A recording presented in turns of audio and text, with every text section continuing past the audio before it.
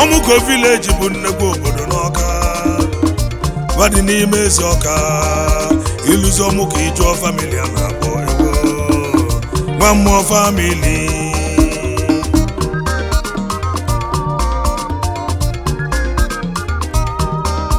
nwa mmụọ family bụ nnukwu family n'Omuko village n'Ọka ebe amụlụ Paul Emesa na nwa mmụọ ewo nwata amala ịnyịnya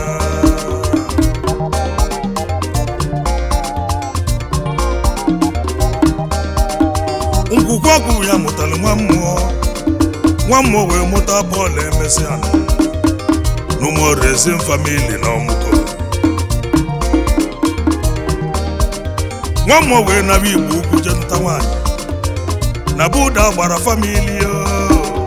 o jelu nuta uche nwa ewo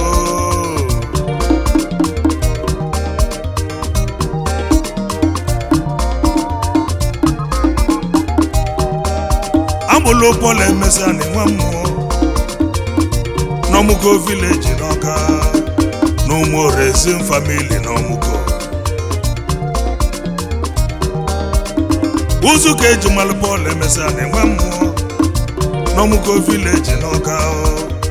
aka melụ mkpakala n'Ọka ewo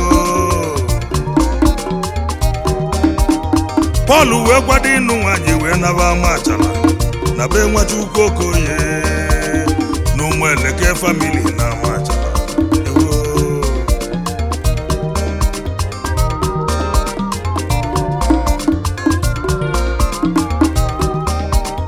Chukwu wee wele ọmụmụ chọwa mma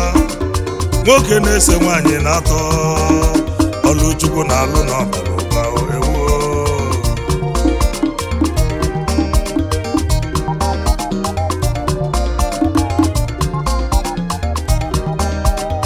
Mr. nwa mmụọ Chukwu na-enye gbaba nkịtị n'Ọka gbaba nkịtị onye Ọka oge nwa na ya dio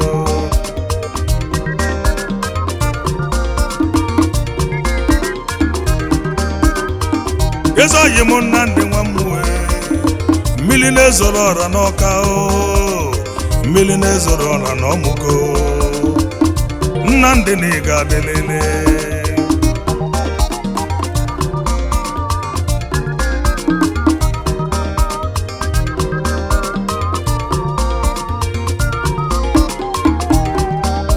Mr. Kenechukwu nwa mmụọ gbagala ọka ezoghị m gbagala ọka Omuko niile oge nwa na ị ga-abịa ịgụlụ primary school n'ezi Ọka iwee pasị ya ịbanye Capital Secondary School n'Ọka gbagala ọka ezoghị m after your junior WAEC I changezie mind jebe GTC n'Ọka Government Technical School n'Ọka ịnọ na Fabrication and Welding Department iwee gụsị ya wee nweta admission na Oko Polytechnic ebe ahụ ka imelu Computer Engineering ịgụcha after your graduation ịnaba Switzerland bakala ọka onye ọ ga-adịrị mma Prince Osman Malaika na-ekene bakala ọka niile jide ebube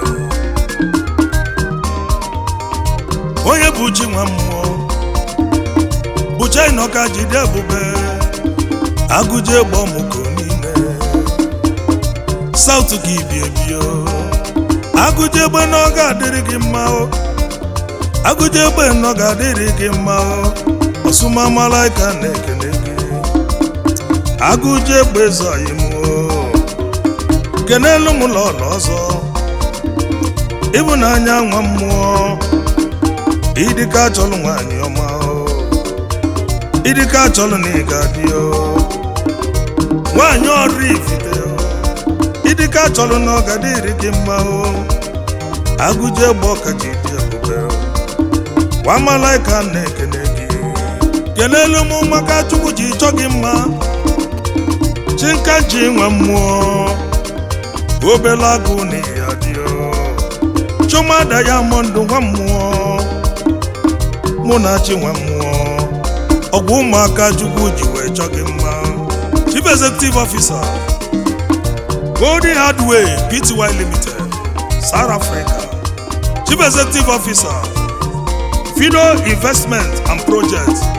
Limited Pty South Africa Buchaino n'ọmụko niile jide ebube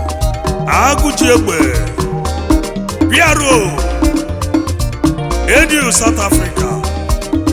iso na ndị lawmaker ndị na-eme udo na South udo bụ ọ ga-adịle gị mma agụji egbe na South Africa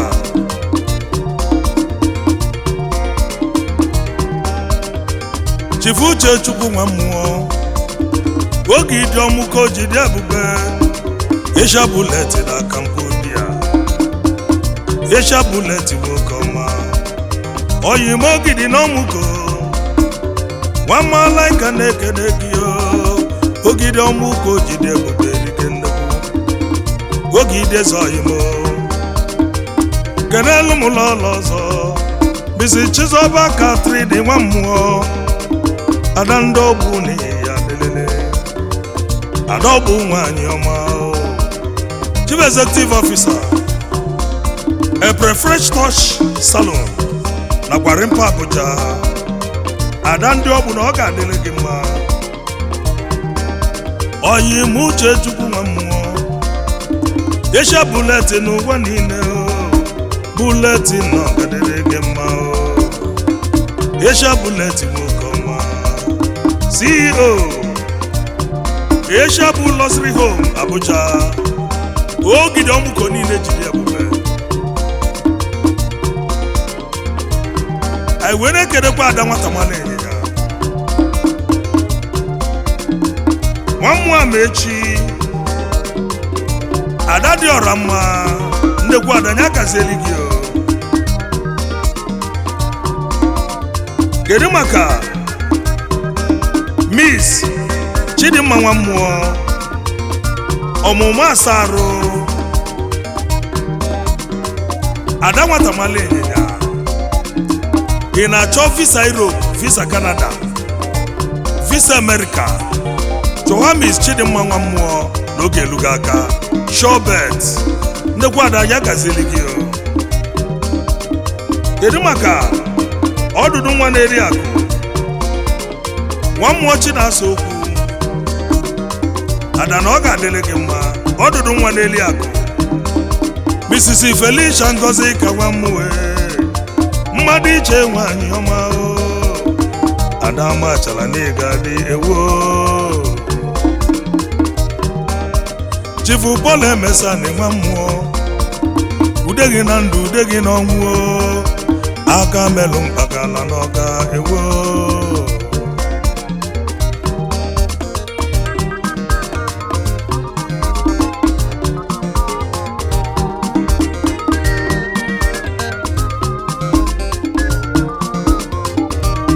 ọlọm onye lụrụ n'ụwa anya ka eji echeta ya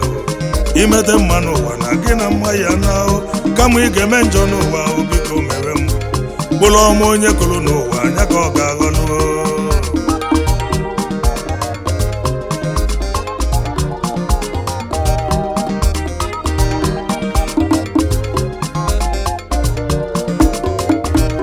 ibe onye ga-abụ n'ụwa na chi ya amalụgo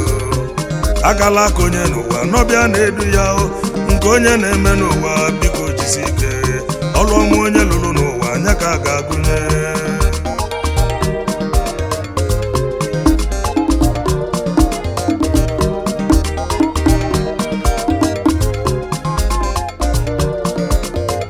onyinye Chukwu na-enye onyinye Chineke ka mma onyinye Chukwu na-enye onyinye Chineke na-adịgide bụlụ onyinye mmadụ asị weta isi bịa were isi unu afụgo na onyinye Chineke ka mma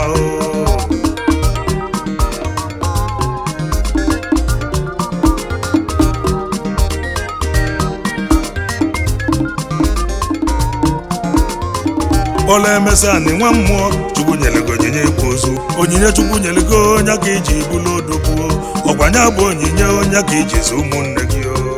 unu afụgo na onyinye Chineke na-adịgide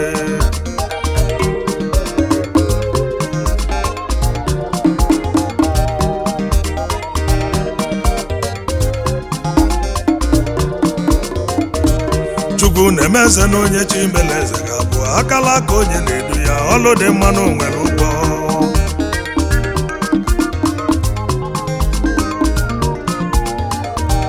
agụ na nwagụ gbadara enye mgbada onye nna ya ziri ori na-eji ọkpa gbawa mbọ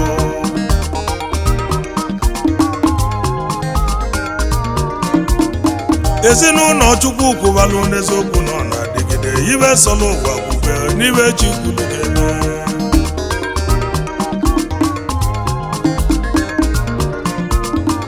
n'eze ndịka o si dị mma mmekọrịta nke nwanne ebe ọ bụ n'udo na-achị ọganiru na-abata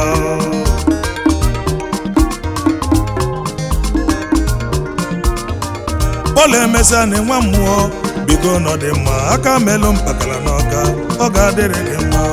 chukwu na-eme eze na onye chi mere eze ga-abụ akala aka onye na-edu ya ọlụ dị mma na onwere ụgwọ akala aka onye na-edu ya one n'ụwa anyị nọ n'ime ya n'ibe chi kwuru ga-emere ọlụ dị mma na onwere ụgwọ chukwu na-eme eze na onye chi mere eze ga-abụ akala aka onye na-edu ya ọlụ dị mma na onwere ụgwọ Prince Osuma Malaika o Michael Jackson n'ọka onyinye chukwu nyere ụmụ akala aka m ka nne-eme chukwu na-eme eze na onye chi mere eze ga-abụ akala aka onye na-edu ya ọlụ dị mma na onwere ụgwọ ibe chi kwuru ga-eme etu o si na ọganihu etu anwụ ka ọganihu ibe chi kwuru